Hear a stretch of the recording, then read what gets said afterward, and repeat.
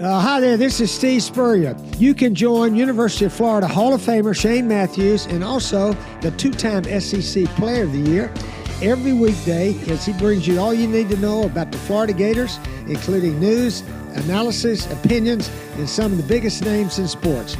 You can find him on Spotify, Apple Podcasts, Google Podcasts, or wherever you listen to your favorite podcasts. Or you can watch him live at 8 a.m. on Facebook, YouTube, or Twitter.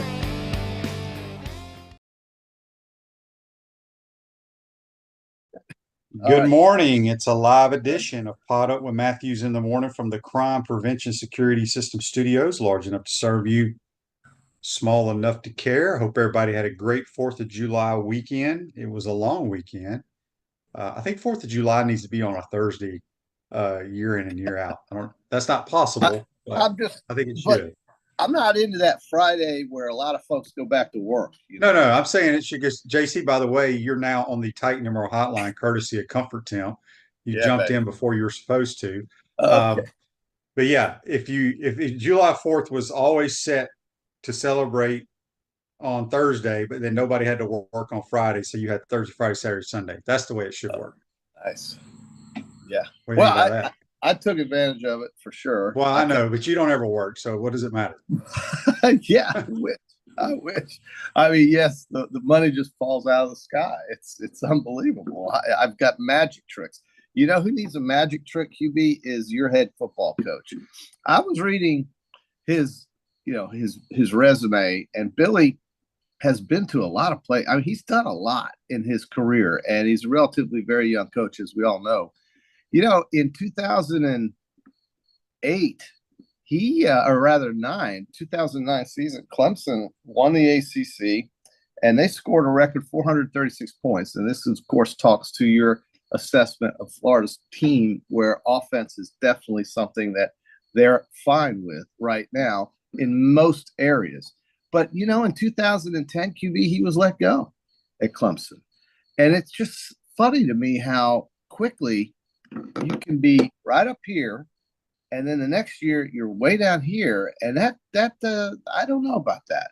But in 2010, he was let go at Clemson, and then guess who called him? The Bear Bryant. Nick Saban called him. Yeah, no, I know. Yeah, and it's crazy though. Well, a lot of times, what happens when people are let go or whatever, there's a difference in philosophy, or we don't know what goes on there. But he's a good football coach, and yeah, it's a huge year. No question about that. He's seen so much. I mean, he was part of that 2012 team that won the national championship, or 2011 team, and 2012 team that whatever team it was that beat LSU in the national championship game. And he's also worked with Jim McElwain, who's a former coach here at Florida. He did that at Colorado State. He was hired by Jimbo Fisher at Florida State. I mean, he's got the goods to get the team hopefully to where it needs to be. I think it's just one of those questions where he's got to get the guys on the defensive side of the ball, and he's got to have some time to let his players, the ones that he brings in here, to develop into, I think, what Florida fans want. As I've said multiple times on here, we have to win games. That's the bottom line. He's a great recruiter, all that nonsense. And we know that he didn't have great talent. Yeah. When he came here. Because the best players that have been here for the last 2 years, he is solely responsible for them. So, say what you want to say. We got to win games this year. Somebody was talking about the 2025 class. It went away here on Facebook Live that we're like 67. Do not waste your time reading any of that. We will be in the top 10 when it's all said and done. Well, Graham Hall's got that laid out for you. I mean, he comes on here and tells you this stuff. Right. But I mean, 67, I could care. Here's my thing. Nobody should care about anything that happens in 2025, 2026, 2027, 2028. Right. No. The only thing you should care about is what happens in 54 days this year. That's right. That's absolutely right. But have some hope, folks. I mean, he was 11-3 at Louisiana in 2019. It hasn't been a long time since he's won football games. I think he can figure out how to do that. I'm trying to be optimistic here. I know what the schedule is. You've said, and I think correctly, that this is a schedule that offers a lot of opportunity to open some eyes and turn some heads. And so what have you got to think about this? You've got no expectations, according to most people throughout the country. Now, I know Gator fans have massive expectations. We've already talked about this, but nobody in America is even looking at Florida right now or talking about it unless it's in some sort of negative light. Well, Phil Steele, who a lot of people respect, he thinks the Gators will win 6 or 7 games. He was going to have them as his surprise team of the year, but only winning 6 or 7, you can't really be a surprise. Yeah, you can't really be a surprise. But he thinks they're going to be pretty good as well. All right, so Richard here on YouTube, brought to you by Quality Plumbing, says, Shane, why do you think Napier's a good coach? I don't think he has proven he's a good game day coach. Okay, I'm going to try to answer this quickly. The record says he's not a good coach. The issues they've had the issues on the sidelines have not been great.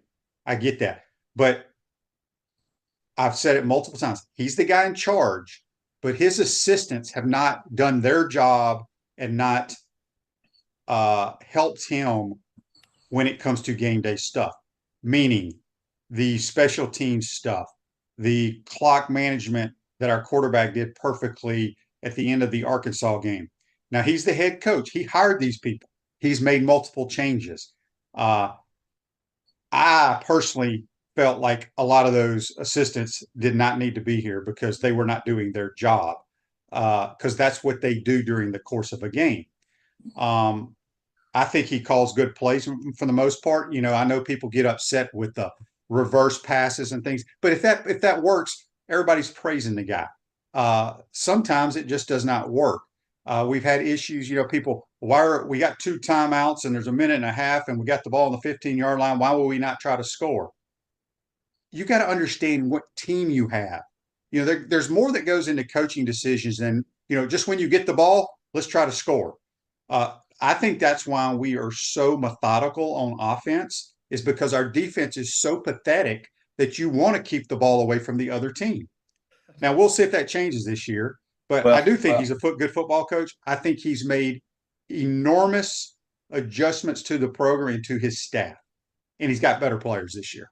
So we'll see. I think he had to. I mean, I don't know if he's given a choice. He had to make some changes, and he was going to anyway, I think, because nobody's happy with the results. But I don't want to have paralysis by over-analysis, QB. And I get what you're saying. Keep the defense off the field, control the ball, blah, blah, blah.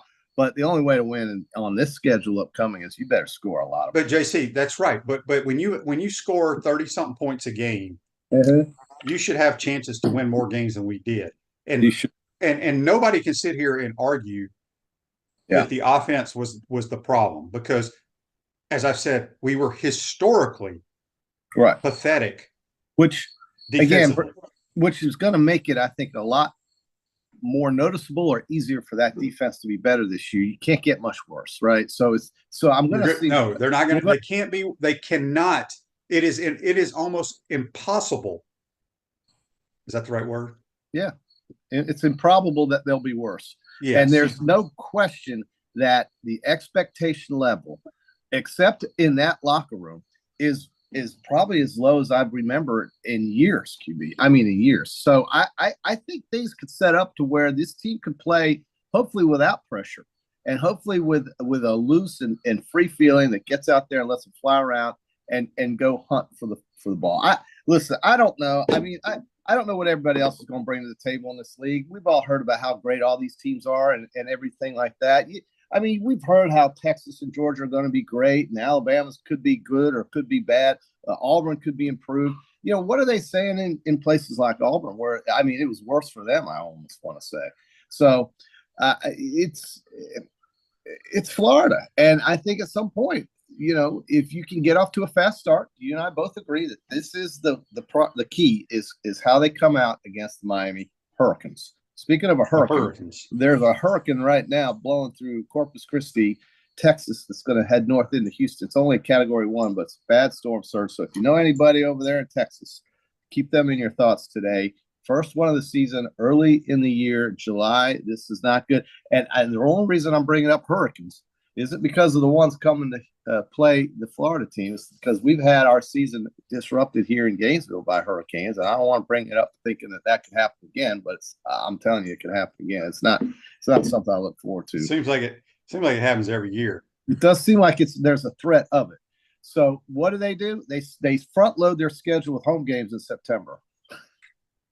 Now, I mean, I don't know. Hopefully, hey, listen. They don't sit around the SEC. No, they don't sit around in Birmingham going, okay, let's make sure we don't schedule any games in Gainesville because there could be a hurricane that comes. Right. No, but September. it is kind of coincidental how we do have a lot of every year, QB. Think of the schedule in the last, I don't know how many years. Doesn't it feel like we play 3 or 4 games before, at home before October? It feels like that every year to me anyway. And I'm okay with it. I'd rather play Miami and Texas A&M in Gainesville, wouldn't you? Yeah. Absolutely. All right. So I saw this on on Twitter, and I screenshot it. And it's a list of the most active players in the National Football League. Most active? Well, they're all active if they're in the National Football League, QB. Well, I mean, which schools have the most active players in the National Football League? Okay, good deal. I think the first 2 are pretty obvious. Alabama leads it at 77. Ohio State has 66. Uh-huh. I'm going to read a couple of these here. I'm not going to go through the whole list, but LSU is third at 65, Michigan 63, Georgia 62, Notre Dame 52, Penn State 49, Washington 47, OU 46, the mighty Gators at 43. Okay. Yeah. You know what's interesting to me, and I think that is, let's see, it's 1, 2, 3, 4, 5, 6, 7, 8, 9. So we're 11th. Now, I will tell you this: of those active players, it hasn't been in recent history. These are all mostly Will Muschamp's and McElwain's guys playing. Yeah. Mostly. Right. What was interesting, though, the 13th team or school that has the most players active in the National Football League are the Iowa Hawkeyes. Yeah, a lot of linemen, I guess. That's 42 of them, pretty majority, probably linemen and tight ends. Yeah, linemen and tight ends.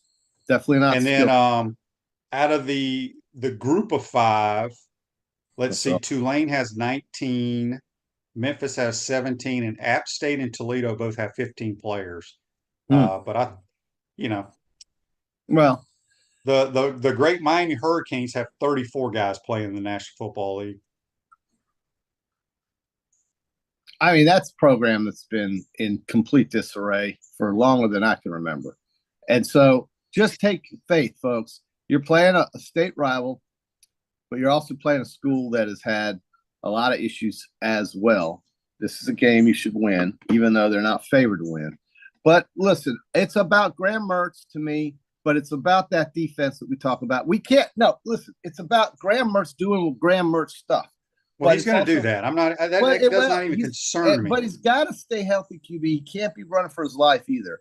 But we also know that defensively, this is the team that's going to have to show us a lot more than what they've shown us in the last 2 years. I get it. I totally understand.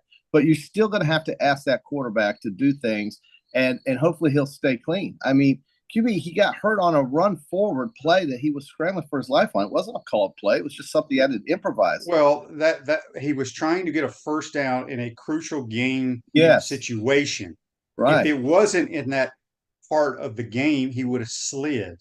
Yeah, that's a good point. But he did. It wasn't a called play. It was just something that happened, I guess. Listen, you're right. Well, that happens. That's football.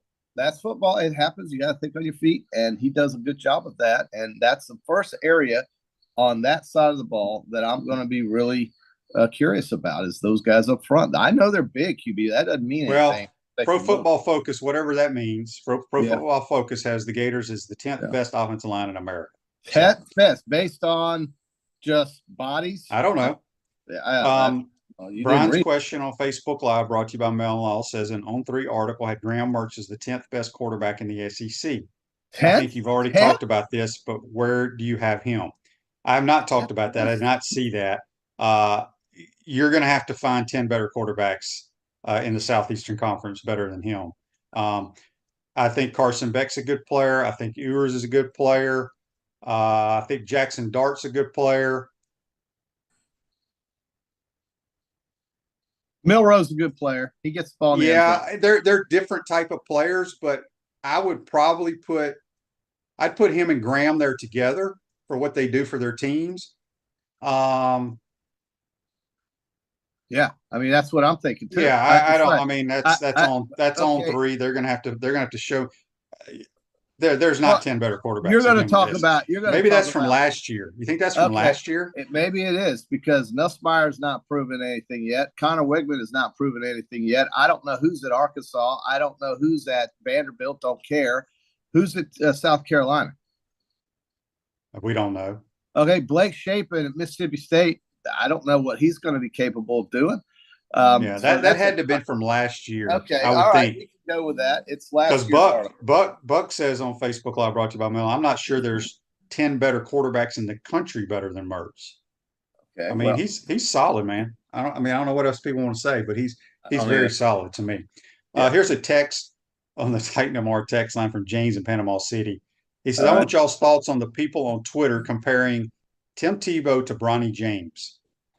Did you see that, JC? Okay, so what they were, so they say that is this year, that he was rated 14th last year. But, again, sometimes the on-3 people, and I take nothing away what they do. That's their job. That's their opinion. But sometimes people get too enamored with all these stupid-ass combine stuff about arm strength, how fast a guy can run, all that kind of stuff. So, like the Colts. Yeah, has nothing to do with playing football. So what's happening is I saw some of these Twitter people raising hell saying, Tebow only played or got a chance because of his popular. Look, Tim Tebow is not at least one of the top 3 players to ever play college football, if not the top. Okay. Bronny James, his college basketball career is about just this much better than my college basketball career. Right. Okay. There's no comparison. Now, and somebody I saw, I was reading this article, somebody said, well, maybe they're comparing Bronny James's basketball in the NBA to Tebow going to try to play pro baseball. Now, you can see that comparison, but there's no comparison. I don't know what the hell these people are talking about. If his name was Bronny Carpenter, we wouldn't even know who he is. Right. He would be playing at the local YMCA pickup games. Right. He'd be a coach at a high school, probably doing something like that. That's fine. But yeah, no, he gets too much airtime for nothing, for his last name. I hope the kid works it out, but he's not. I mean, either you got it or you don't in many cases, right? How many times do you say that? JC, yeah. Just like Andy says, Bronny had 4 points and 2 assists and a sore knee in his first summer game. He only averaged like 5 points a game at SC. I don't even want to waste time talking about him on this show. Well, we got Justin coming in saying there seems to be a perception that Miami is on the rise and Napier's teams at Florida have been something than both Cristobal's Miami team. I can't read this. Would you like for me to read it? That's Miami teams better than both of Cristobal's. Justin says on YouTube, brought to you by Quality Farm, there seems to be a perception that Miami is on the rise. Napier's Florida teams have been better than both the Cristobal's Miami teams, but for some reason, he has had very little criticism. I don't think anybody gives a damn about Miami, quite honestly. Well, they were ready to throw him in the ocean after that Georgia Tech fiasco last year, and there was another game they blew. Listen, they're not as thrilled with him down there as you think they are. I've talked to some folks in South Florida. This is a pivotal year for Miami as well. I mean, they've gone through a lot of coaches too, man. They've gone through a lot. They have these expectations down there that are somewhat, I think, a little bit misguided based on what that program brings to the table right now. It's not 2001 anymore, QB. So Army Sniper, I like reading what Army Sniper says quite a bit, and he's come in here quite a bit on YouTube because at the end of the day, we all go to sleep, by the way, at the end of the day. But at the end of the day, Napier has proven he's not an SEC caliber coach. If he loses to Miami week 1, the coach's search should commence. Well, listen, we are taking the angle that he won't lose to Miami in week 1. Let's think about that. I still don't think there's any way possible financially anything will happen. No, I for this agree. year. Yeah, no, I mean they don't throw I mean, $24 million. what I try to tell the fans, whether you like Billy Napier or not, whether you believe in him or not, you need to put your damn Gator hat on and you better support him because he's going to be your coach next year no matter what. No, you mean in 24, right? Yep. Yeah. This year and next year. Oh, 24 and 25. Okay. I don't think financially there's any way possible it can happen. No, I mean, he's Strickland's guy. I've said this, and I'll say it for the 7th time. Strickland will go before he goes. But again, regardless if they do that, I just don't know financially how it can all work out. Okay. Okay, so Thomas says on YouTube, brought to you by Quality Plumbing. Morning, guys. Does having 2 transfers from the Pac-12 with Turner and from Washington, Bridges from Oregon give us a head start, having already game planned and played against Cam Ward? I mean, probably not. Cam Ward. Look, those 2 guys are going to help us in the secondary. I think they've made great adjustments and additions to the defense. That's what makes me excited for this year. What makes Cam Ward so good, you think? Because I didn't know he was that great. I thought he was okay, but I didn't know he was Cam Ward is a very talented thrower. As I told you, he started his college career at Incarnate Word. Yeah. Now, I don't know if he was terrible in high school, if he grew. I don't know why he went to Incarnate Word. Okay. And then he ended up going to Washington and playing in the air raid. And now I forgot who the coordinator is for Miami. They run a little version of the air raid, Mike Leach's offense, Hal Mummy's offense. Okay. So now he's there. Look, as I've said multiple times on this program, sound like a broken record. Yeah. Cam Ward's a good player. But he's played at Washington State. Cam Ward has never played in an environment, and he never will, like he will on August 31st. That's a fact. That is a fact. Thomas wants to know, QB, if the 2 transfers from the Pac-12, Turner from Washington and Bridges from Oregon, give Florida a head start, having already. I just said that. I missed that. You did? I reading. I just read it. Well, that's kind of like what you do when I talk. But I read it verbatim. Sorry, I'm sorry. JC, your weight loss program is affecting your brain. Speaking of that, thank you for all the kind words on Friday from all our lovely listeners about the weight loss. I'm doing my best. Hit 193 this morning and saw my man Scott at Publix last night. It is so nice to see listeners and viewers throughout the community say hello. I mean, it means like, QB, do you realize that just means that there are a lot more people that are texting and that are sending messages on YouTube and Facebook that watch us than you think. And believe me, that's important. Well, JC, I have 2 screens here. One that has all the Facebooks, one that has all the YouTubes, and then my phone has the Titan MR text line. Crime prevention. And I can't get to everything. Well, what I mean is that there's a lot of guys out there watching us, a lot of people, and we are very grateful. And our sponsors love that because without viewers, we don't have sponsors. And without sponsors, well, so I think it's really great. And thank you for saying hello last night, Scott. I want to say hi to Scott. There's a lot of Scotts out there, but this was a Scott for Publix. Anyway, appreciate that. I have no idea. So, George on YouTube, brought to you by Quality Plumbing, says, is it true that 12 baseball players have hit the portal? 12 or more. Army Sniper. Go ahead. I'm sorry. They've brought in some really good baseball players. They've improved the baseball team. They'll be fine. Don't worry about Kevin O'Sullivan. Army Sniper said, I just had a Joe Biden moment there. A little Joe Biden-ish. Yeah, I really, honest to God, I'm so glad that we're less than 60 days away from football because if I have to hear about Joe Biden and his issues and this and that every single day of my life for the next until November 4th, it's going to drive me crazy, but that's what's going to happen. I'm really excited about football. QB, I couldn't find Phil Steele's magazine in Publix last night. I looked. Where did you get? Did you order it online? I don't look at any of those magazines. Well, everybody tells me about Phil Steele because everybody can tell you what Phil Steele or Athlons or Lindy says if you look on Twitter. JC, are you still banned from Twitter? I haven't tried to get on, but I can put down Toto. Okay, you probably are. I can get back. No, I can get back on. Look, there's a lot of people that use their dog to get back on Twitter. They just don't like email address. Yeah. Okay. All right. So Army Sniper on YouTube, brought to you by Quality Plumbing, says $20 million is chump change for UFQB, especially with the new TV deal. Really? But then John says we are barely in the top 10 in the SEC in total revenue. I'm just telling y'all. JC, you're a financial guy. With the amount of money that has been thrown around to coaches to leave, And here's the other thing. Somebody brought this up, and everybody wants to see him play, and I get it.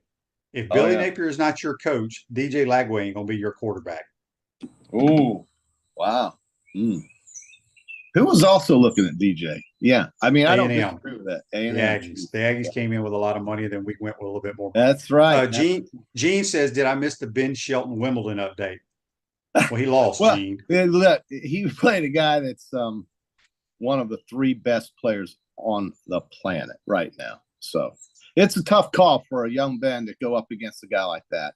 But Sinner, Djokovic, and Alcaraz are the three best players on earth right now. Yeah. Bigger question is, how about our little American player from University of Virginia, Emma Navarro, beating the number 2 seed Coco Corey Goff yesterday, and the number 1 seed at Wimbledon just earlier than that was beaten as well by a unseeded player from Kazakhstan. So the grass courts are wreaking havoc with the top seeds on the women's side, but on the men's side, you're going to see Alcaraz either against Djokovic or Sinner. That's my call there. It's pretty simple to predict, actually. CertaPro Painters of Gainesville is the area's leader in painting excellence and proud partner of the Florida Gators, offering professional painting services for homes and businesses, plus cabinet refinishing and carpentry repairs. Visit CertaPro.com for a free estimate. We got JC on the Titan hotline, courtesy of Comfort Temp. Tomorrow, we'll have Buddy Martin, but we're going to have former Gator Aaron Walker, tight end, played in the league for a little bit, played for Spurrier and Zook, I believe. He's putting on a camp down in, I think near Central Florida, down that way. But they're going to talk about that. We'll get caught up with Aaron Walker. He was a very good player here. What you got? Aaron Walker. I was just going to say another Georgia Bulldog won on tour yesterday, and it just seems to me that what's horrible about that tournament is that it's too easy. It's not the John Deere Classic. It's the John Deere Shootout.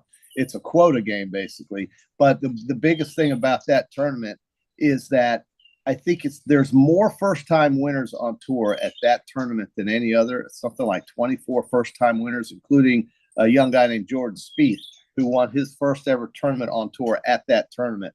And Davis Thompson, QB, I've never seen a golf so easy than what it looked like yesterday. Dude. And it just kind of bored me. It felt like I was watching some shootout out here at the club, So Davis Thompson, and I honestly, this is honest truth, I wanted to pick him because he played good. He's played well the last couple of weeks, but I chose Davis right. I got the Davises wrong.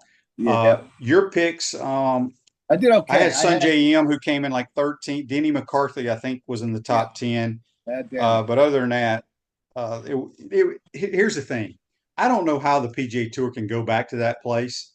Unless they make it much harder. It's way too easy. It's way too easy, but they love the first-time winner story. They do. Well, what's great about that, and I know whether people want to hear golf or not, we talk golf. Well, we do. There's this one house. Did you hear the story? They had this house that has been rented the last 3 years. The last 3 winners have come out of that house. Sepp Straka was part of that house, and now they're going to make Davis pay the whole bill for everybody, which they should. That was fine. That was fair.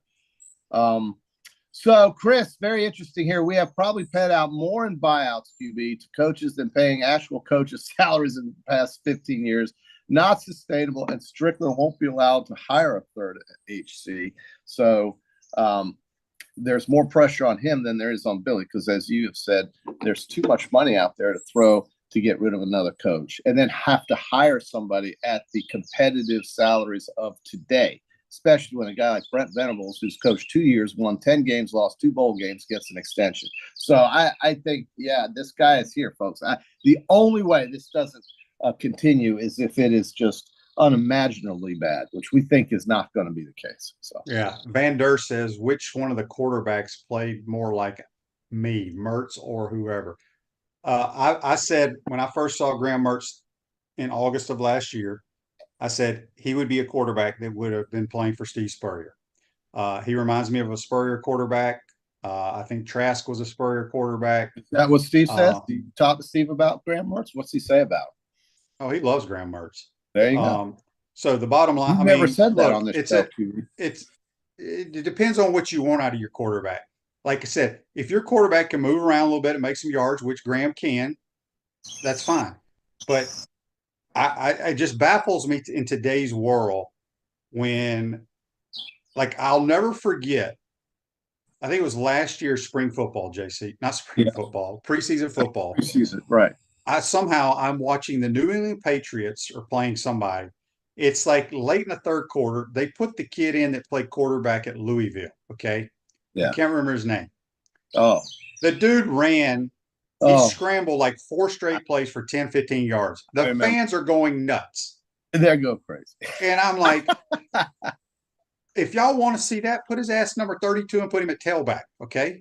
Because you cannot play at that level and run the football around like it's flag football. You will get destroyed. I try to tell people there are trained killers in that league. And I think it's the same way with college football. You can't run around until Lamar Jackson actually started throwing the ball. That's why defensive coordinators were just eating him alive in the playoffs, QB. And that's true. I mean, you got to have a guy with legs, right? But I mean, but look at some of these quarterbacks that are starting to really, look at what Jared Goff's done. He's not a runner. And he's playing the position at such a high level, and it's just a different guy than what Justin Fields brings to the table, right? Yeah. So, yeah. All right. So this day in sports brought to you by Campus USA Credit Union. Put some star power to work in your financial life with Campus USA Credit Union. During the first round of the John Deere Classic, Paul Goydos became the 4th and oldest player in PGA Tour history to shoot 59. His round included 12 birdies and 6 pars. So fast forward to 2024, in the first round, we had Hayden Buckley. Was it Hayden Buckley? Oh, Hayden something. It's Hayden something. Hang on, I got to look it up. It was Hayden Springer. Hayden Springer shoots 59. He is a Texas Tech Red Raider. So that's this day in sports brought to you by Campus USA Credit Union. Shoot 59 is pretty damn good. Yeah, I mean, that's even on a course like that. Yeah, I mean, it's. Well, here's the thing. Even though it's an easy course, you still gotta make putts. You got to get lucky. He had a couple of chip ins. He had a drive in the rough that didn't go behind a tree that he was able to par from in a bad spot. So those things happen. But when you've got a 7-stroke lead, even if he was behind a tree, you could still get out of that with an easy bogey. So it's not a big number. And that's the thing at that course is that pars almost felt like bogeys to the leaders. Yeah. Yeah. Hang on. We got it. We got a text here on the Titan More text line from Kevin. He says, "Hey guys, I've read that Texas A&M may jump to the Big Ten. In that same article, it said FSU won't get into the Big Ten because of AAU status. UF could probably apply and get AAU status. I don't know what that means. If FSU and Miami get SEC invites, would Florida consider going to the Big Ten? I will tell you this. I do not think in my lifetime Florida State or Miami will be ever offered to come into the Southeastern Conference due to I just don't think. I think if anybody else comes into this league, it's Virginia and North Carolina. Or Notre Dame. Yeah. Speaking of the AAU, I don't know if that – I guess that's the right stuff he's talking about. He's talking about the academic stuff.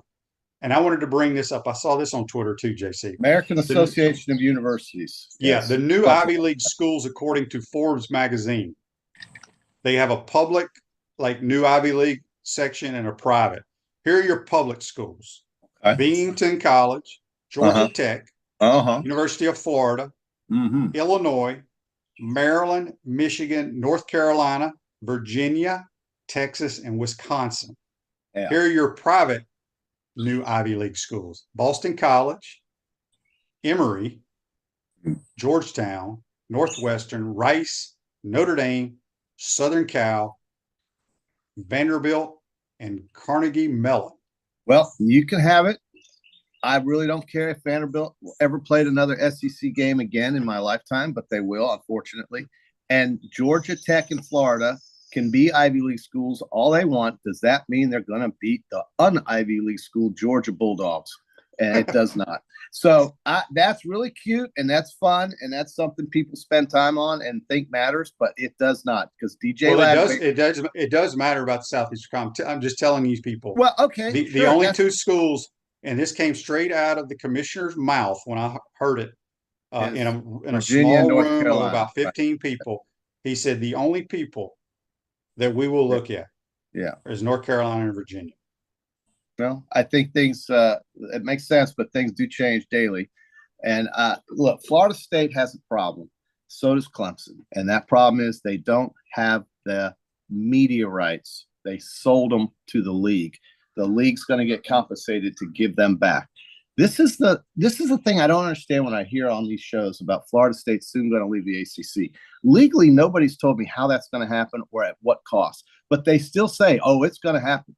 But it's the most vague and most ridiculous thing I've heard. Because, again, we have legalities. And legalities trump what you are emotionally hoping for that happens. Now, I mean, no laws were broken. They signed a contract. We'll see if it transpires. But Florida State's not going anywhere anytime soon. Neither is Clemson.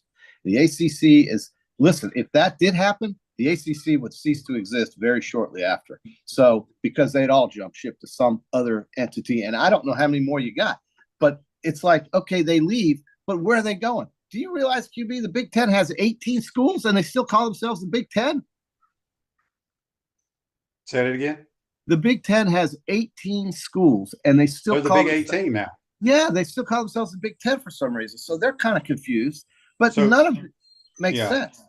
And UF is already an AAU status school, JC. Well, that's great. Does that mean they're going to win in October against Georgia? No, we're not talking about that now. We're just talking about that's what. That's cool. Great. Nobody cares, QB. Tim says on Facebook Live, this has become a Trumper show. See you. When is JC on Mondays and Thursdays for golf predictions? I'm out until August 30th.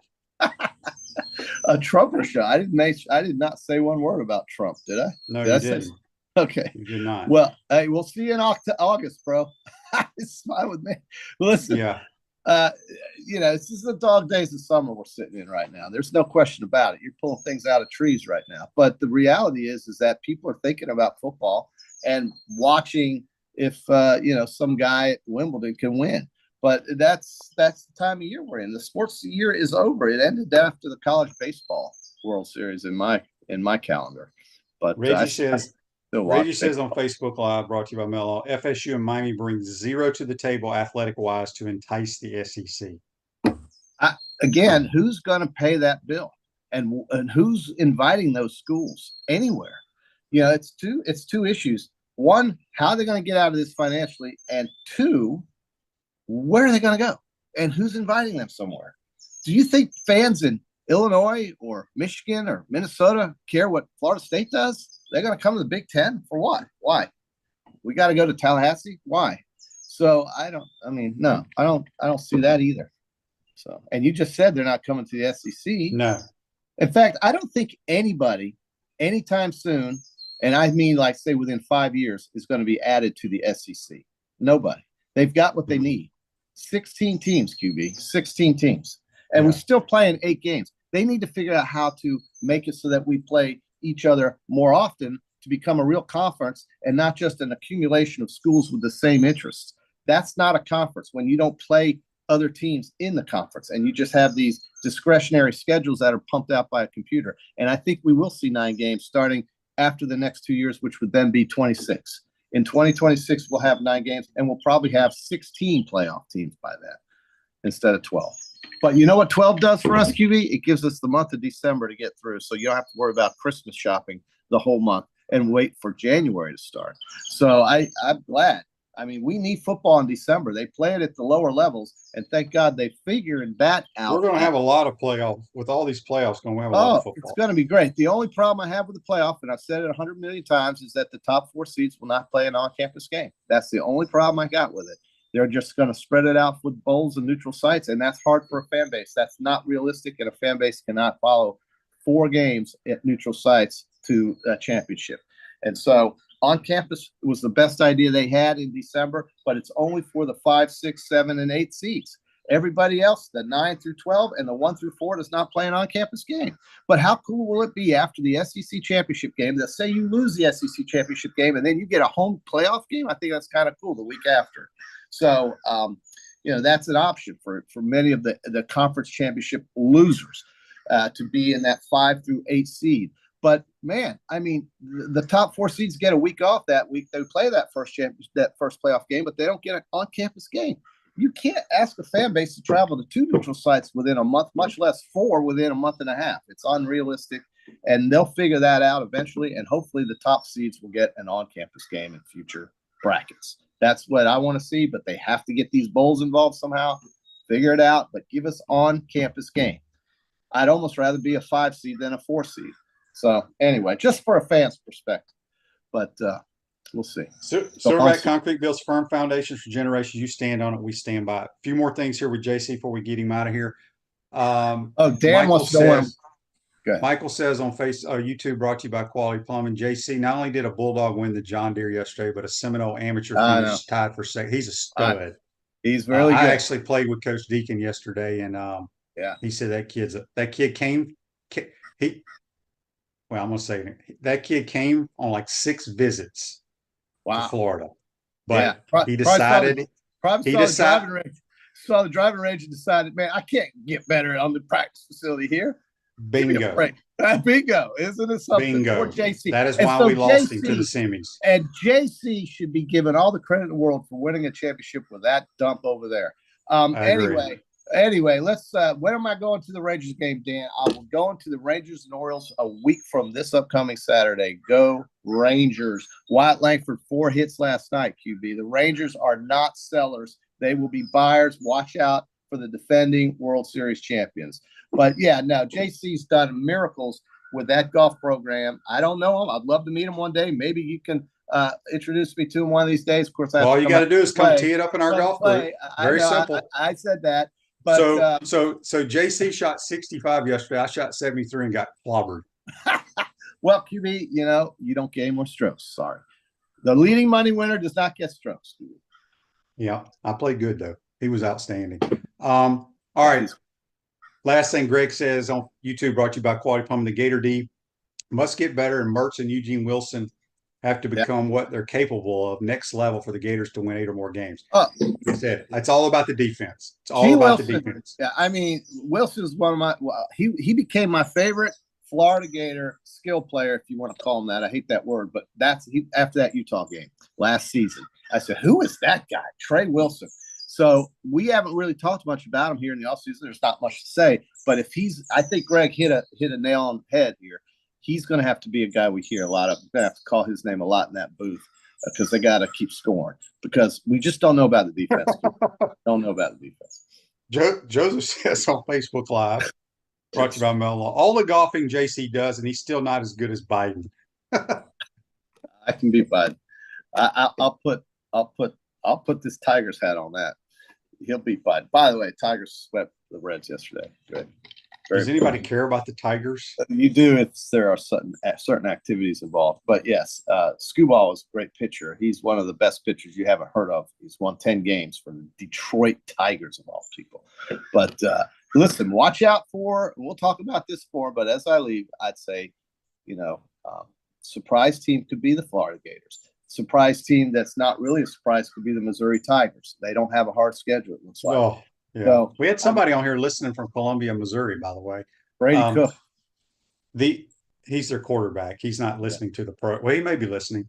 But I wanted to give a shout out to Caitlin Clark. Did you see she had the first triple-double of ever for a rookie? No, I didn't. Yeah, she's incredible. Oh, but somehow she's not on the Olympic team because she's not ready for that. Give me a break. These women have just messed that whole look up for the WNBA. They could have made it so much better, but they let them go. They turned them into absolute animals out there on the court with all the fouls and everything. But I think Caitlin Clark will do what Caitlin Clark does, and she's the reason why we even talk about it. So that's the reality. That's the truth. Andy wants to know what courses you're playing in Chicago. Well, we're playing this course called White Eagle in Naperville. It's a beautiful place, private, glorious place, White Eagle. But I'm also going to just go back to Cog Hill. It's a public golf course and play one of the other courses, the number 4, which is ridiculous. I hate what Reese Jones did to that course. But Cog Hill, just to get warmed up for White Eagle on Monday. Yeah. All right, Naperville's a great location, folks. If you ever go to Chicago, you want to go southwest of the My airport. my car dealer that I used to get a car from Naperville. was in Naperville. I Oh, it's forgot what his name fantastic. was. It's a great suburb of that city. It's probably my favorite spot to find. It's one of my favorite spots in that Chicagoland area. It's nice. It's safe. It's a good area. Very nice. Brandon says play Dubs Dread, JC. Dubs Dread, yes. Well, that's number 4, and that course ate me alive. Of course, the rough was this high. I mean, you thought they had the Western Open or the BMW Classic out there for a bunch of municipal golfers. But Dubs Dread was too hard. Didn't enjoy that as much. I don't think you would have liked it either, QB. It was tight. But I love it. I love hardship. Okay. But you're on tour. I forgot. But number 1, 2, and 3, I'm going to play one of those 3. All right. Van Der keeps asking this question on YouTube about quality plumbing. JC, what do you know do you know the history of Paradise Island in Florida history? If I thought about it, I could, but you caught me at a moment here. No, I not off the top of my head, man. So I have no idea what that is. So, all right, JC, think of it somehow. But yeah, have a great day. Are you playing golf today? No, today I'm actually going into that office. Got some catching up to do and some things to do. But golf on Wednesday, and then off to Chicago I go on the weekend, and I'll do the show a week from today from glorious Naperville, Illinois, and share with you all my adventures. I'm sure you're eagerly waiting for that. So, are you going to go down to Michigan Avenue and do some shopping while you're there? Chicago, the downtown area is not my hot spot right now. I like getting out of the city. So no, if the Cubs were in town, I'd be there and certainly would go. I have no interest in the White Sox, but I would go see the Cubs. They're not in town. They're in St. Louis that weekend. So I'll be hamming it up down in Naperville. Looking forward to the golf down there and the trip. It was 74 degrees there just the other day. It just feels fantastic, and there's no rain right now. So keep your thoughts for those folks in South Texas as that hurricane comes through. It's only a Cat 1, but terrible storm surge. And, keep it a stiff upper lip, folks. Things are going to get better around here, and this season might just surprise you. So we're only within 60 days of this happening, and I'm thrilled that we're almost there. July gets through July, we get into training camp. So there you go. All right, that's JC. Join us on the Titan More Hotline, courtesy of Comfort Temp. Take a quick time out, come back, get to more of these questions and comments and text. You're watching and listening to PodUp with Matthews in the morning from the Crime Prevention Security System Studios. We'll be back. We want to take this moment to thank our sponsors who keep the show going and pay the bills. Our premium sponsors are Crime Prevention Security, Titan MRI, Meldon Law, Peachland Dental, QC Kinetics, Campus USA Credit Union, Dave & Buster's. Our Gridiron sponsors, CertaPro Painters, Comfort Temp, UF Bookstores, Campus USA Credit Union, Quality Plumbing, Silverback Concrete, Ruse Ogre State Farm, Tropical Smoothie Cafe, F45. Our touchdown sponsors, Gator Dominoes, Celebrate Primary Care, Gator Bait Media, Okido America, Style Cuts, Ironwood Golf Course, Big Mills Cheesesteaks, McDonald's of Gainesville, 84 Lumber, Dowling Signs, Baker's Sporting Goods. If you're interested in promoting your business on the show, call Freddie at 352-284-3733. If you like what we're doing here, make sure to follow us and support the businesses that support us. Hi there, this is Coach Steve Spurrier, and I want to let you know that by popular demand, Spurrier's Gridiron Grill's delicious brunch is now served in a premium buffet. You have spoken, we have listened, and we're now serving Gainesville's only elevated buffet, complete with an omelet station, ginger sage chicken sausage, shredded short rib, and of course our chicken and waffles. Plus, you can enjoy bottomless mimosas and Bloody Marys. So join us every Saturday and Sunday from 11 to 3 for the best brunch in town. Welcome back to the Crime Prevention Security System Studios, large enough to serve you, small enough to care. Ruse Ogre State Farm offers a team of dedicated insurance professionals ready to help life go right with the right insurance options for you and your family. Visitogreinsurance.com. Give them a call at 352-240-1779. Buck wants to know on Facebook, any word on how much Keon Zipper will get this season? We really missed him last year. Yeah, I don't know those knee injuries. I can check on that once they start up camp. But yeah, we did miss him for sure. Man, the Andy, who's from Chicago, tells us there was 100 shootings and 17 killed in Chicago this weekend. I think they had the NASCAR race, but I think he got rained out. I don't know if they finished it or not. I used to love Chicago. I know it was always dangerous, but I felt like it was the cleanest big city in America to me. Maybe it's not anymore. I haven't been back in quite some time. So that's a shame. Andy says Parker Valby is officially on Team USA. I did see that. Good for her. Congratulations. Just awesome experience for her to go over there and compete. And who knows? You never know. Somebody may trip and fall. She may win. But she's only running one of the events. I think she had a choice to do both or choose one. But she made a good decision on what she chose for sure.